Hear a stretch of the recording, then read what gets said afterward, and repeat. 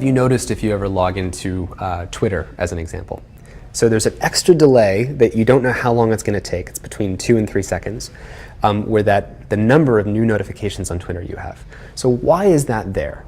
Well, it makes that into what's called a variable schedule reward. It's like a slot machine. So you're playing the slot machine, and there's a time delay, and in that time delay, your anticipation's building, and then you get to see how many notifications I get.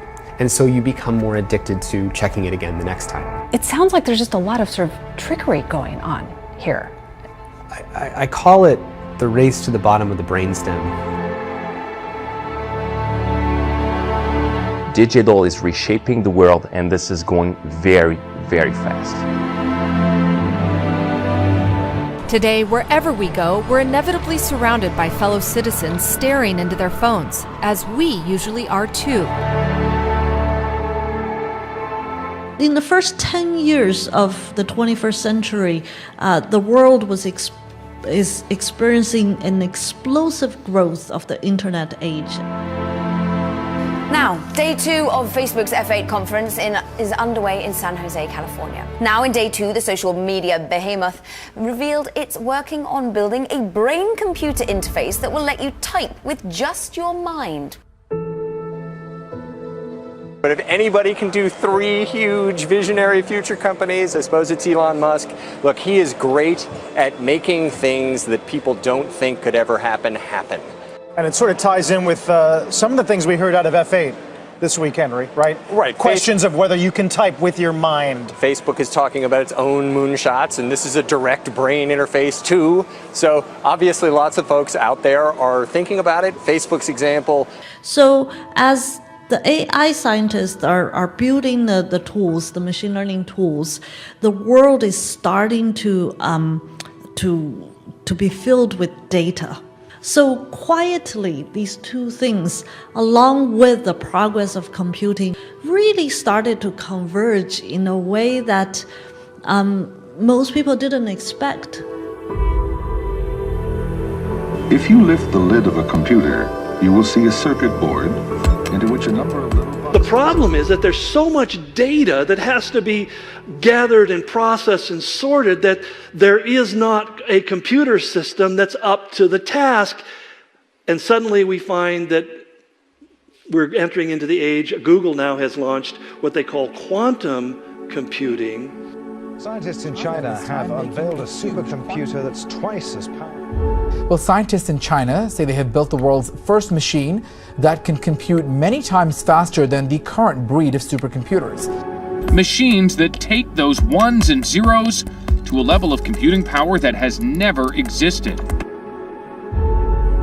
We heard the term game changer. How significant is this quantum computer development towards a universal quantum computer? Very important milestone is that we're starting to emerge out of the research era to commercialization.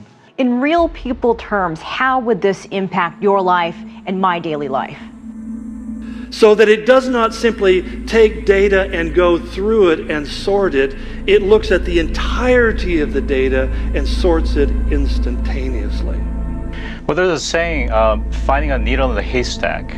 That is a very difficult thing to do. Let's try to simplify this a little bit. Imagine this room is a library, and we just take one book, and on just one page, we write an X.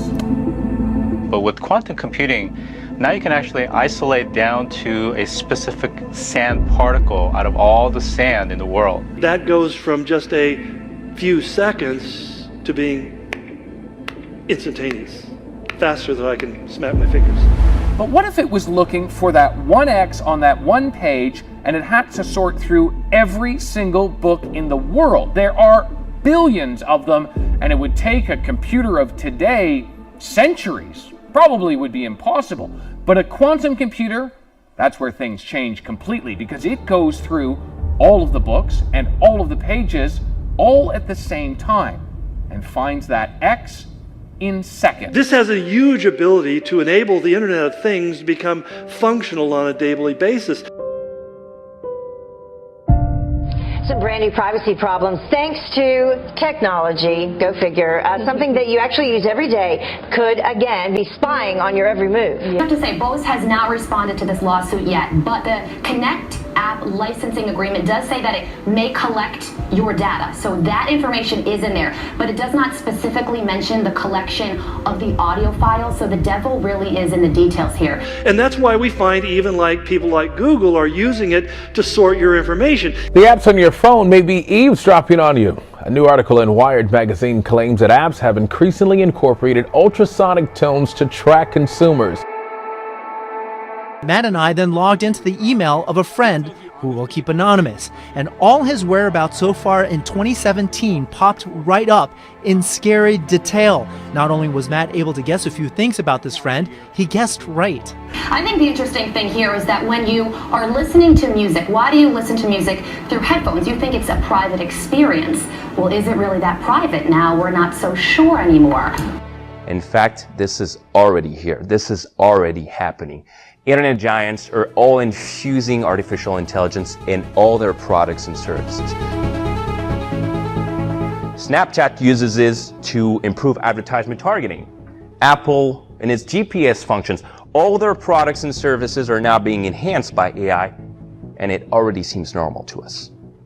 It already seems normal because our brain perfectly adapts to our current environment. And in fact, it adapts so well that it makes us blind in terms of how fast this is going. And to power this with a breakthrough innovation engine modeled after DARPA. Products that recognize we are both mind and body, that our world is both digital and physical. You know that Google go even further. They want to make us live forever. They consider death as a disease, and they want to make us live forever. This is just the beginning. What if you could type directly from your brain? It sounds impossible, but it's closer than you may realize. And it's just the kind of fluid human-computer interface needed for AR. Every day, there is news coverage on the latest advances in AI.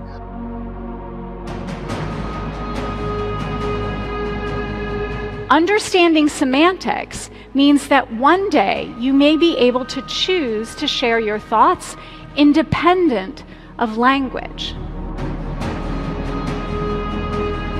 How would you characterize the level of concern the public should have with respect to their privacy? DEFCON 5, that I think that we have very little privacy left. And I think that the sooner the people accept the fact that basically there's no privacy going forward, the safer the society will become. The sooner you realize that whatever you write in your email can be read by motivated others, the sooner that we all realize that being an atheist or being liberal or conservative is something that basically people will know about. Well, they could probably very easily infer it now and definitely would just get easier in the future. But where we are going today is and I think the place where we're going to feel the greatest and most immediate impact is with money itself. America stands at a tipping point when it comes to giving up cash. A new study that shows Europe and the United States are getting closer than ever to going cashless. And while new technologies like contactless and mobile payments are slowly on the rise in the US, some economists think that we could see cashless societies emerge in this century. But for now, it seems Americans aren't quite ready to give up their cash. When we think about the ubiquitous nature of credit cards and debit cards and other banking forms, in fact, it has grown so much that last year, Wells Fargo closed 84 branches. This year, they're going to close 200 bank branches. Hundreds of Wells Fargo branches are on the chopping block tonight. Wells Fargo announces plans to shut down more than 400 bank branches by the end of 2018. The company says the acceleration of closures comes as Americans seem to prefer online and mobile banking.